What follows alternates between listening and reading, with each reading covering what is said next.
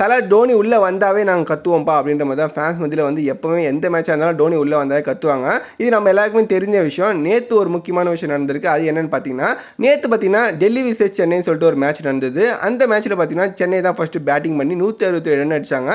அதுக்கப்புறம் சேசிங் பண்ண டெல்லி பார்த்தீங்கன்னா வெறும் 140 ரன் வச்சு கிளம்பிட்டாங்க. ஸோ இதனால் வந்து சென்னை வந்து செகண்ட் பிளேஸுக்கு போயிட்டாங்க, டெல்லி வந்து வெளியே போயிட்டாங்க. இதெல்லாம் எங்களுக்கே தெரியும். என்ன மேட்ரு சொல்லுடா அப்படின்னு கேட்டிங்கன்னா, ஒன்றும் இல்லைங்க, நம்ம டோனி வந்து நேற்று பேட்டிங் ஆட உள்ளே வந்திருக்கார். அப்போ பார்த்தீங்கன்னா ஃபேன்ஸ் எல்லாம் வழக்கம் போல் கத்த ஆரம்பிச்சிருக்காங்க.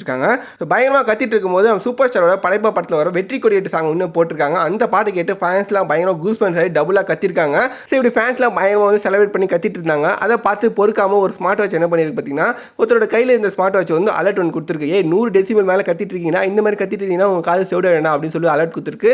அந்த ஃபோட்டோ தான் இப்போ பயங்கரமாக ஷேர் பண்ணிட்டு இருக்காங்க. அந்த அளவுக்கு பார்த்தீங்கன்னா சத்தம் வந்திருக்கு ஸ்டேடியத்தில். ஸோ தலையோட டோனி என்ட்ரி வந்து சும்மாவே மரண மாசாக இருக்கும். நேற்று போட்டு அந்த பிஜிஎம்மோ செமையாக இருந்துச்சு. ஸோ அதை கேட்டது ஃபேன் மத்தியில் இன்னும் டபுளாக இருக்குது. ஸோ தலை தான் சிங்கம் உள்ளே வந்தாவே வந்து சேப்பாக்கம் ஸ்டேடியத்தில் பயங்கர இருக்கும். ஸோ நீங்கள் நம்ம தலையோட டோனி ஃபேனாக இருந்தீங்கன்னா மறக்காம கமெண்ட்ஸில் கமெண்ட் பண்ணுங்கள். இந்த வீடியோ லைக் பண்ணுங்கள். இந்த மாதிரி டிஃப்ரெண்டான அப்டேட்லாம் தெரிஞ்சுன்னா மறக்காம நம்ம எம்டி பேக்கேஜ் சேனலை சப்ஸ்கிரைப் பண்ணிக்கோங்க.